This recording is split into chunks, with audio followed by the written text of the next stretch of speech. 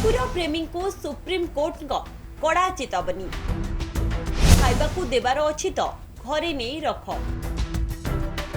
बुला कुकुर कामुड़िले हेबे दायी।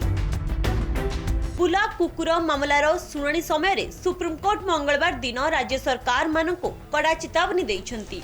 शीर्ष अदालत कहिछंती जे कुकुर कामुड़ा प्रत्येक घटना एवं एथिजोगु हेउथिबा प्रत्येक मृत्यु मामलारे संपृक्त राज्य उपरे मोटा अंकर क्षतिपूर्ण लगा जाय पारे।